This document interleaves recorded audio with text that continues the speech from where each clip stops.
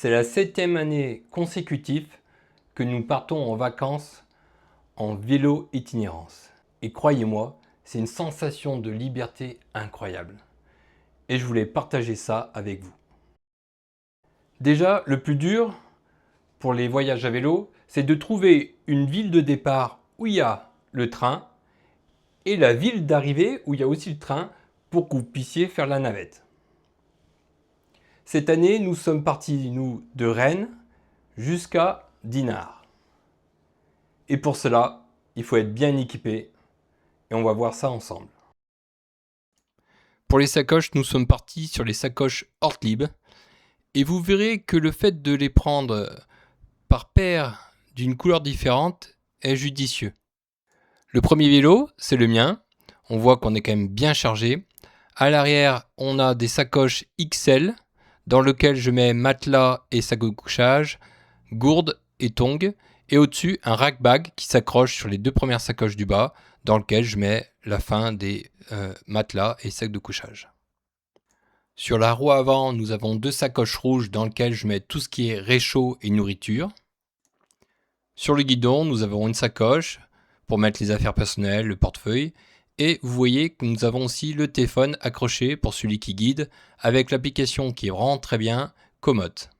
Sur le deuxième vélo, celui de ma femme, nous voyons qu'à l'arrière nous avons deux sacoches jaunes pour mettre tous les vêtements. Et par-dessus, nous avons accroché avec des sangles la toile de tente pour 4 personnes light de Decathlon.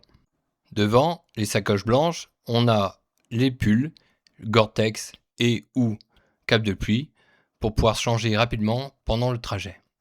Bien sûr, elle a aussi une sacoche de guidon dans laquelle elle met les bonbons réconfortants et l'appareil photo. Pour la navette, pour partir léger, vous pouvez très bien prendre votre sacoche de guidon en n'oubliant pas un petit livre pour pouvoir faire la navette et pas vous ennuyer. Parfois, le long de la voie verte, vous trouvez des lieux insolites pour passer la nuit, mais c'est très rare, donc voyons ce qu'il faut pour pouvoir camper. Pour bien camper, il faut quand même avoir du confort et bien sûr ne rien avoir oublié. Donc nous allons voir ça ensemble. La toile de tente 4 places light de Decathlon avec son tapis de sol en plus revient à peu près à 4 kg. Nous avons aussi la jolie chaise haute de Decathlon Light. Je vous conseille de prendre la grande pour être bien assis et avoir la tête appuyée. Et vous voyez qu'on est sur 1,6 kg. Un bon tapis de sol pour manger au sec et au propre, qui est bien compressible et léger, et en plus qui a l'avantage de pouvoir se laver en machine. Une cuvette pour pouvoir faire la vaisselle, comme toujours compressible et light. Encore une fois, Decathlon font des kits très bien pour 2 à 4 personnes. C'est suffisant. Pour le réchaud, soyez astucieux pour avoir un pactage le plus light possible. Et surtout, prenez 2 petites bouteilles de gaz plutôt qu'une seule grande. Et sinon, tout ira bien. Prévoir quand même un petit système pour accrocher le linge à faire sécher. Là aussi, on peut trouver des choses très light. Il y a de très bonnes capes de pluie qui existent pour le vélo. Je vous avoue que quand vous le mettez, si jamais il y a du vent de face, ça fait un effet de voile et c'est très difficile d'avancer. On voit aussi sur cette photo, bien sûr, que nous avons mis la toile de tente dans un sac poubelle pour pas qu'elle prenne l'eau.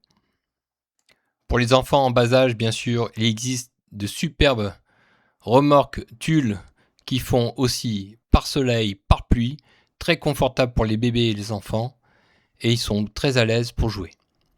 Si vous avez des plus grands, vous avez aussi ce qu'on appelle le Follow Me, très agréable pour décrocher et accrocher rapidement votre enfant qui veut partir sur les voies vertes et après que vous les raccrochez pour la route. Au début, vous pouvez partir sur des vélos pas chers pour votre enfant, mais après, quand il grandit, ça vaut le coup d'investir et de prendre des vélos beaucoup plus légers avec des vitesses et des freins disques. Et surtout, comme toujours, on n'oublie pas la sécurité avec les casques, les gilets jaunes et surtout l'éclairage avant et arrière. Merci.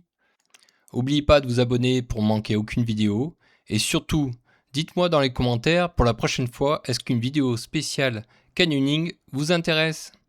Merci, à la prochaine!